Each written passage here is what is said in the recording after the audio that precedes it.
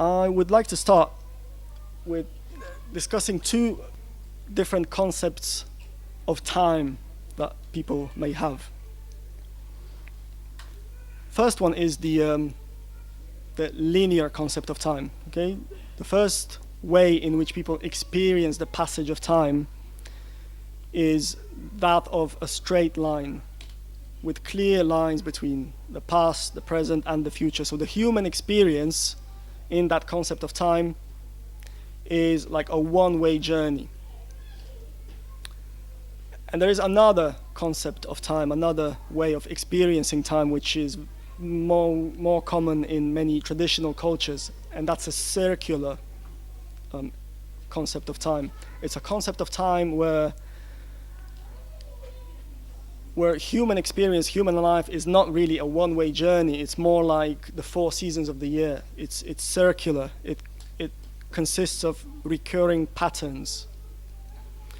Okay, so for example, in many traditional cultures, we find that these concepts of past and present are so intertwined that people relate to their ancestors who have passed away many generations ago as if they were alive among them. And obviously in our daily lives, we experience time in that, according to that first concept. Okay, we have yesterday, today, and tomorrow. And yet, when it comes to certain events, when it comes to certain days, when it comes to certain occasions, we tend to switch from the linear experience of time to the circular. So at times like this, we tend to experience time as if it was a circle, where the lines between the past, the present, and the future are completely blurred. So, for example, on most wiladats, we congratulate ourselves as if something really important happened today, and on the sad occasions, like tonight, we tend to experience them as if something tragic has happened today. And this is how we experience Karbala. But because in a way it's a two-way street, right? We don't just look back into the past and try to bring it into our present. What we also do is we try to see the past through the lens of our present. So Muhammad wa ali Muhammad salawat. Is okay? Is it okay now? Okay.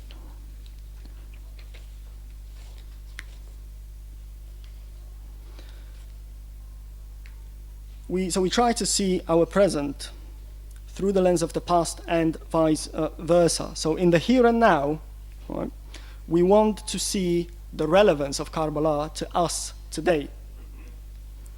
Okay, so in the context of this 21st century pluralistic society, when we try to build bridges among different communities, when we try to work with others for a common greater good, we look to Hussein alayhi salam to see the universality of the core human values. Okay, so at a time when our increasingly complex surroundings make it really difficult, they make us struggle to put together complete, wholesome lives, we look to Imam Hussein to see the ultimate completion and perfection of human existence. And ultimately, this helps us to see Islam itself as a universal message for all of humanity, showing us the purpose of life and what it means to be truly human. So we look at Hussein and we see him showing us the roadmap to attaining that completion and perfection of humanity and realizing our purpose in life. And this is the primary relevance that both him and the entire Ahlul Bayt alayhim as-salam have to us. The primary relevance is not political anymore. I mean, the days of Khilafah are long gone. So the primary significance of them to us is that universality, right? It's the fact that they are the embodiment, they are the perfect humans, and they are the embodiment of the highest ideals of humanity. And we see that in Imam Hussein from his cradle to his grave. We see that in his humbleness despite his lofty stature. We see that in his dignity, we see that in his charity, we see that in his unparalleled bravery.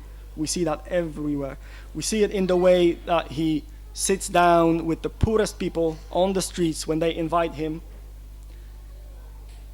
and he thankfully accepts their invitation, and he eats with them whatever little they can provide him with, and he eats that from them and with them with utmost gratitude and thankfulness. We see those universal values in the way he distributes bags of food amongst the poorest people of Medina. He used to do that on his back in the middle of the night, so people didn't even know who it was that helped them.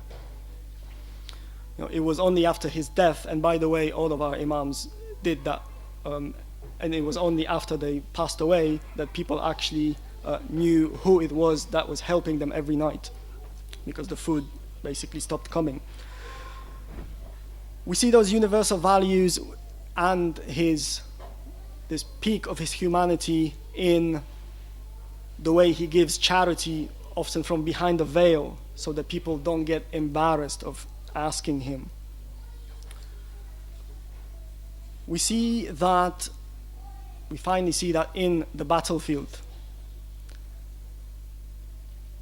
In most cases where people are in the battlefield, in a war situation, amongst the greatest of calamities you can imagine, most people lose all sense of dignity, all sense of humanity, and in order to survive, they tend to just turn into animals.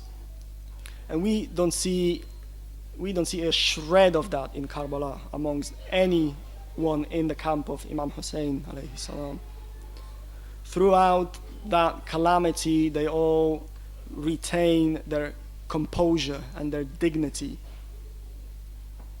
And they even show us how to treat your enemy with respect and dignity. The enemy that you perfectly know is out there to kill you and your entire family. We see these universal values, and we see this highest humanity in him when he looks for good in everyone, even in the lowest of beings. When he was almost dying, he asked the enemy to give him some water. And when they refused, he replied, "By Allah, I did not even ask for this water for myself. I asked to give you the opportunity to do something good, so that on the day of judgment, God may find even the slightest reason to forgive you for what you are doing."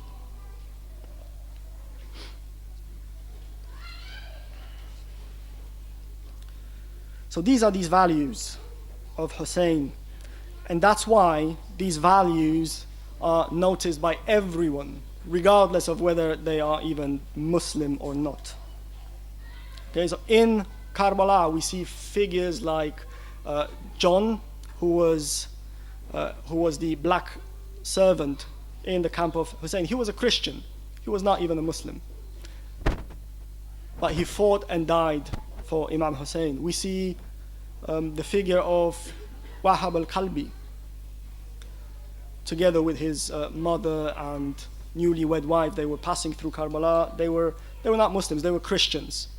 They didn't know anything about Islam. But it only took a brief meeting with the Imam for them to be so inspired by him that they've proudly joined him. They didn't know anything about Islam. They didn't know anything about this political struggle over the Khilafah. It was of no relevance to them because they were not even Muslims. And yet they joined him because they saw him for who he was.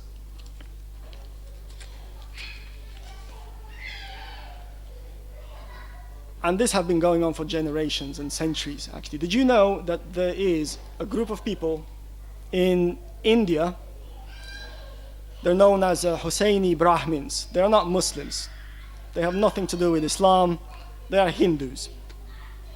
And yet one of their beliefs is that some of their ancestors traveled to Iraq and they have joined Imam Hussein, and some of them died. Obviously, there is no evidence for this. None of our historical books mention that. None of the books of Maqatil mention that. So it's most likely it's simply not true. But the very fact that there are people out there in India that have nothing to do with Islam, and yet for centuries they have so proudly claimed that they have something to do with Hussein. And they made it into one of the cornerstones of their identity. There's plenty of examples like that. You know, in the Caribbean islands like the Trinidad and Tobago, and to some extent in Jamaica, there's a festival, there's an annual festival, they hold it every year. They call it Hosei. Obviously, we know where the name comes from. It was initially started when the Shias from India moved to the West Indies, to the Caribbean islands. And they started having Muharram processions, the Julus. And the local people started joining them just because the message of Imam Hussein appealed to them so much. None of them were Muslims. They were the descendants of African slaves, and at the time, it was 19th century, they were oppressed and downtrodden workers. So they were not Muslims, but they were so attracted to the message, and they saw it as a symbolic expression of their own struggles that they were going through, that they happily embraced this message, and again they made it into one of the very important elements of their national identity in a nation that is not even Muslim. And you see that in India, where lots of Hindus join the Muharram processions. You see the likes of Mahatma Gandhi admitting how he was inspired by the example of Imam Hussein. And I have no doubt in my mind that here in the so-called West, if we were really willing to share that message of Imam Hussein with the people here, and we were able to find the appropriate means of expression, the people here would embrace this message as well. I have no doubt in my mind about that. And I'm absolutely sure that that even for the biggest haters of Islam, it would make them look at Islam in a completely different light.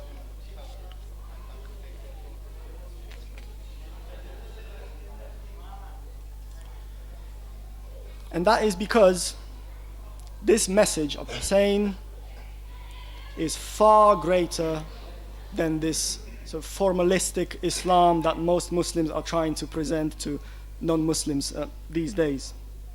It is far greater than that sort of formalistic Islam, because, tell me this, the people who were involved in the killing of Hussein, were they not Muslims? Obviously, the first answer that we are tempted to give is obviously no. What kind of a Muslim would kill the grandson of the Prophet? But did they not pray? Yes, they did. We know they did. Even in the plains of Karbala, they read their salah. They made dua to Allah, asking Him to give them strength to, to fight with this rebel that they considered Imam Hussein to be. Did they not read the Quran? We know they did. We know that many of them were actually huffaz of the Quran, so they've memorized the entire Quran. Some of them were actually the sons of some of the most prominent companions of the Prophet, peace be upon him. And they basically believed in what their religious books and their religious scholars told them. Because if you have a look at those books and into what some of these religious scholars were saying, and to some extent they're still saying it today, is that if someone becomes a Khalifa, then even if he is the biggest of sinners, as long as he's formally a Muslim, he has to be obeyed by all Muslims. All Muslims have to give bay'ah to him, they have to give the Pledge of Allegiance to him, and if someone doesn't do that, then he is a rebel and he is to be fought. And if he doesn't repent, he is to be killed.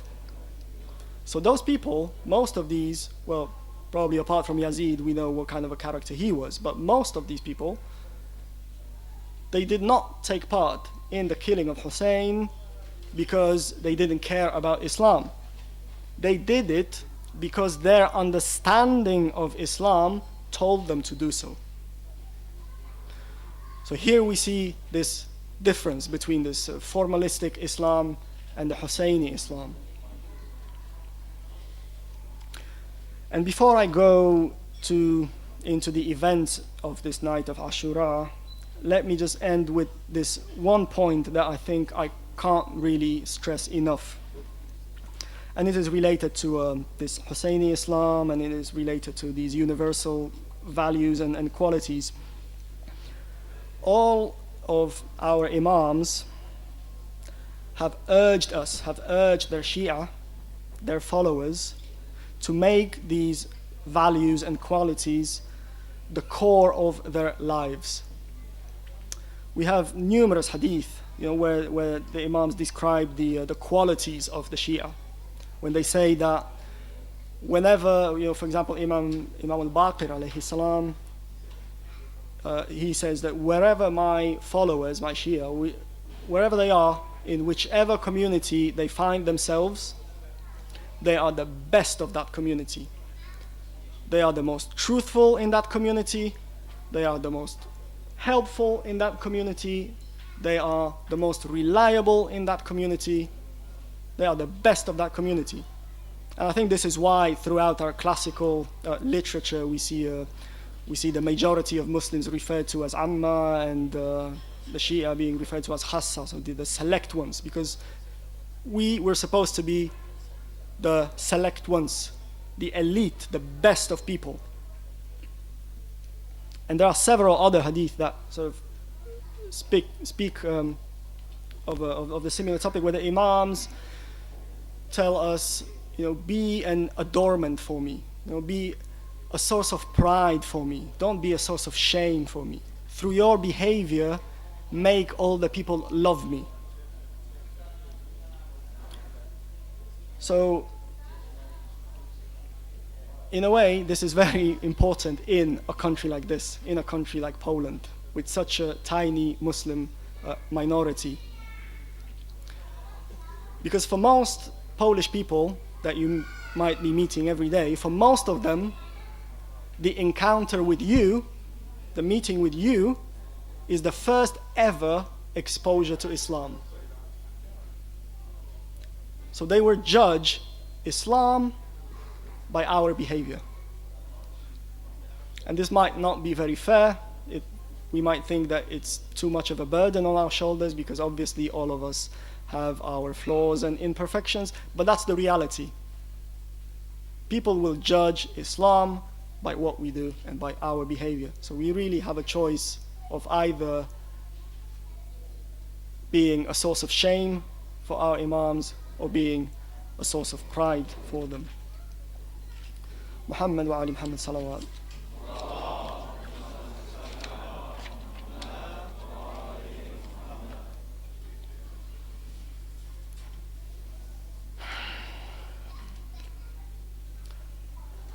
On the night of Ashura, the Imam gathered all his remaining companions and male family members, and he told them, go. Take the cover of the night and go. By your presence, I shall not be saved, but you can save yourself. I absolve you of your duties towards me. You can go. And all of them as one, they unsheathed their swords. And they said, by Allah, we shall never do so. To which Imam said, by Allah, let the earth and the heavens testify that no prophet, no wali has been given the companions like my companions.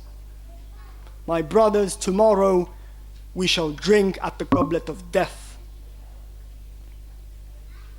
And it didn't take very long for all these people to be gone.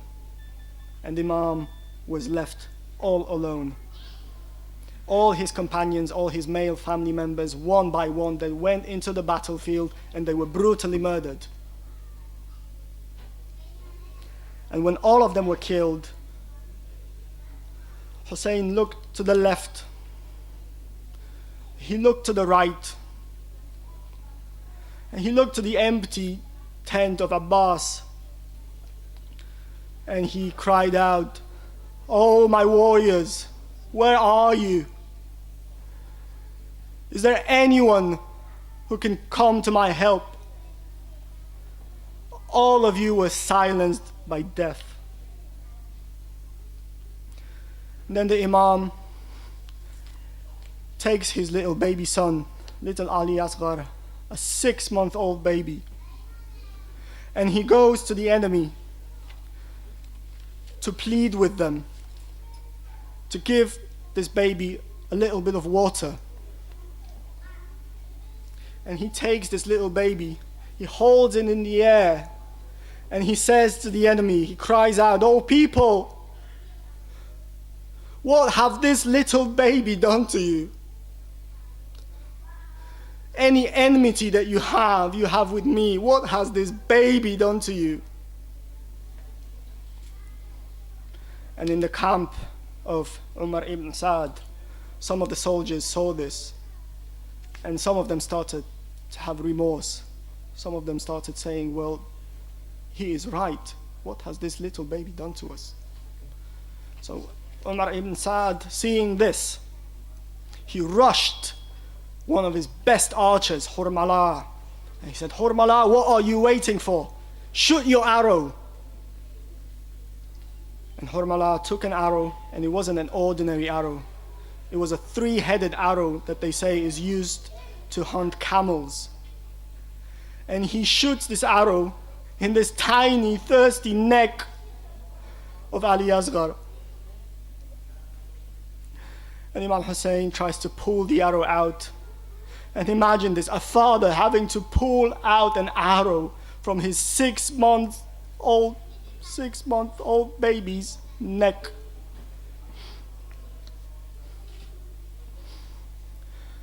After the Imam buried Ali Asghar, he went to the tents of the women, and he cried out, "Oh Zainab, oh Kulthum, oh Rubab, I bid you farewell. We shall not see one another anymore." And they all started weeping, and they all fell down to his feet crying. And his sister Zainab said, "Oh son of Fatima, stop for a while. Let me look at your face for the last time."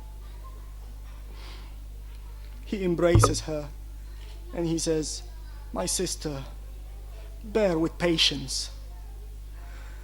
But she cries out, "Oh Hussein, I have no grandfather, no father, no brother. How am I expected to live after you're gone?" She asks him to lower his neck, and she starts kissing his neck. He asked her, "Why are you doing this?" And she said, "My mother Zahra told me that if Hussein bids you his final farewell, kiss his neck, for this neck shall be cut with a blunt knife. He in turn takes her hands and he starts kissing her wrists. And he says, "Oh sister, these wrists shall be tied with a rope, and you will be dragged from town to town in humiliation." Then little Sakina comes out. And he tells her, "My daughter, I will go now. Maybe I will bring you some water." And she cries out, "Father, please don't go. My uncle Abbas went to get me some water and he never returned. How shall I sleep after you're gone when I can't rest my head on your chest?" And Hussein gives her back to her mother, and he prepares for battle. And he goes out to meet his destiny. لعنة الله على القوم الظالمين. يا حسين.